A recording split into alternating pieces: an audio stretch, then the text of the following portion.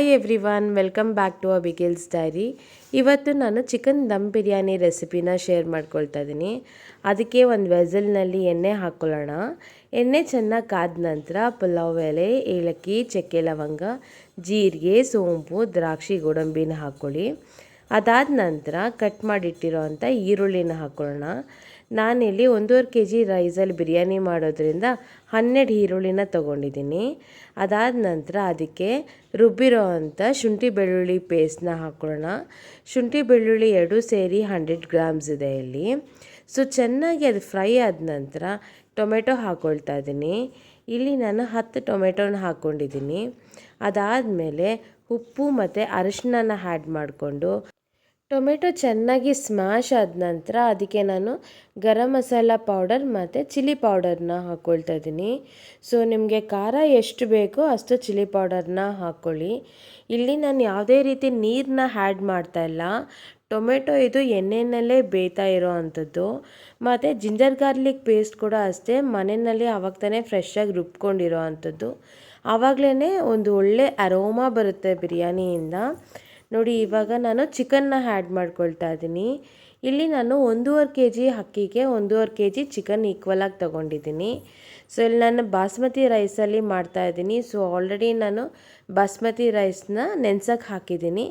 At least ಒಂದು 30 minutes ಆದರೂ basmati rice ನೆನಿಬೇಕು. So ಇಲ್ಲಿ ಚಿಕನ್ಗೆ ನಾನೀಗ ಮೊಸರು ಹಾಕ್ಕೊಳ್ತಾ ಇದ್ದೀನಿ. ಸೊ ಇಲ್ಲಿ ಆಲ್ಮೋಸ್ಟ್ ನಾನೊಂದು 100 ml ತೊಗೊಂಡಿದ್ದೀನಿ ಮೊಸರು. ಸೊ ಇವಾಗ ಚೆನ್ನಾಗಿ ಮಿಕ್ಸಪ್ ಮಾಡ್ಕೋಬೇಕು. ಅದಾದಮೇಲೆ ಕೊತ್ತಂಬರಿ ಮತ್ತು ಪುದೀನ ಸೊ ಈಕ್ವಲಾಗಿ ತೊಗೊಂಡಿದ್ದೀನಿ, ಎರಡೂ ಹಾಕ್ಕೊಂಡು ಮತ್ತೆ ಚೆನ್ನಾಗಿ ಮಿಕ್ಸ್ ಮಾಡ್ಕೊಳ್ಳೋಣ.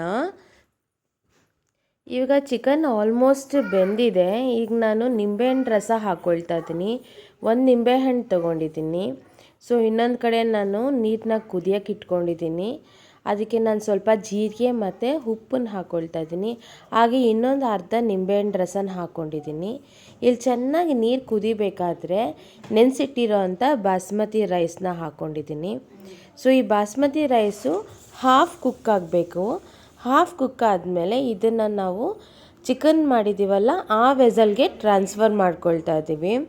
ಸೊ ಇದನ್ನು ಟ್ರಾನ್ಸ್ಫರ್ ಮಾಡ್ಕೊಂಡಾದಮೇಲೆ ಮೇಲ್ಗಡೆ ಒಂದು 4 ಎಲೆ ಪುದೀನನೂ ತುಪ್ಪನೂ ಹಾಕಿ ಅಲ್ಯೂಮಿನಿಯಂ ಫಾಯಿಲ್ ಪೇಪರ್ ಬರುತ್ತಲ್ಲ ಅದರಲ್ಲಿ ನಾನು ಕಂಪ್ಲೀಟಾಗಿ ಕವರ್ ಮಾಡಿ ಒಂದು ಪ್ಲೇಟ್ನ ಮುಚ್ಚಿಡ್ತಾ ಇದ್ದೀನಿ. ಸೊ ಇದನ್ನು ಲೋ ಫ್ಲೇಮಲ್ಲಿ ಇನ್ನೊಂದು 10 ಮಿನಿಟ್ಸ್ ಇಟ್ಟರೆ ಸಾಕು. ನೋಡಿ, ಈಗ ಚಿಕನ್ ಬಿರಿಯಾನಿ ರೆಡಿ ಆಯಿತು.